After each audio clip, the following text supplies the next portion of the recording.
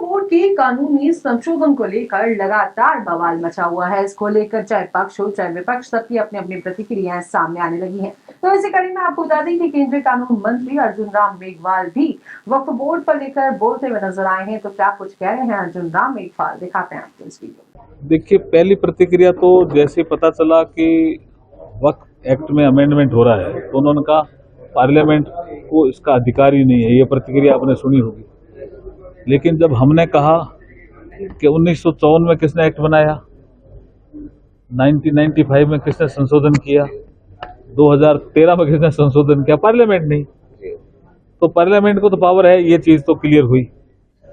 जब हम इंट्रोडक्शन कर रहे थे, हमारे किरण रिजिजू जी इसको जब ला रहे थे सदन में, तो उस समय जो मुद्दे आए उन मुद्दों का जवाब भी हमारे मंत्री जी ने अच्छी तरह से दिया। देखिए, कांग्रेस ने सत्सर कमेटी बनाई थी, उसमें ये एक सिफारिश थी उनकी कि वक्फ प्रॉपर्टी पे इंक्रोचमेंट हो रहे हैं। वक्फ बोर्ड पारदर्शी तरीके से काम नहीं कर रहा, ट्रांसपेरेंसी नहीं है।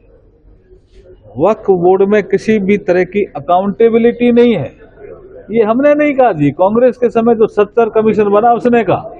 कांग्रेस कर नहीं पाई, हम कर पा रहे हैं नरेंद्र मोदी जी के नेतृत्व में, इसलिए कांग्रेस को पीड़ा और कुछ नहीं है। सर, जो कलकत्ता में जो ट्रेनिंग डॉक्टर के साथ में हुआ और उससे पहले संदेश खाली में जो हुआ, कुल मिलाकर वहाँ के जो राज्य के जो हालात है उसको लेकर देखिए, संदेश खाली तो मैं गया भी, चुनाव के समय में जाके आया। वहाँ जो वीकर सेक्शन है, विशेष करके अनुसूचित जाति वर्ग रहता है, उनके साथ बहुत अत्याचार होता है। वर्तमान सरकार को इसका संज्ञान लेना चाहिए।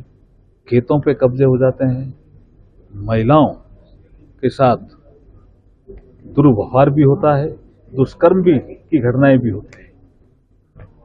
पुलिस को सचेत रहना चाहिए। इस देश में रूल ऑफ लॉ है, रूल ऑफ लॉ को बंगाल में भी मेंटेन करना चाहिए वहां के मुख्यमंत्री।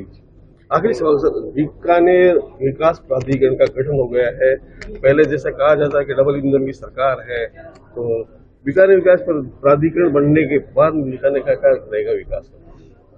देखिए, आपने बहुत अच्छा सवाल किया।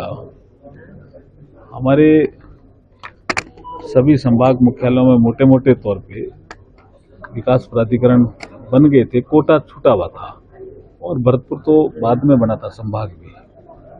जब कोटा में विकास प्राधिकरण बना तो मुख्यमंत्री जी दिल्ली आए थे, तो मुख्यमंत्री जी को हमने चर्चा भी की और उनको कहा कि बीकानेर को क्यों छोड़ दिया। तो उन्होंने कहा बजट के समय में इसकी घोषणा करूंगा। तो इसके लिए तो हम मुख्यमंत्री जी को बहुत बहुत धन्यवाद देते हैं कि उन्होंने बीकानेर और भरतपुर तो दोनों संभाग में विकास प्राधिकरण की घोषणा की है।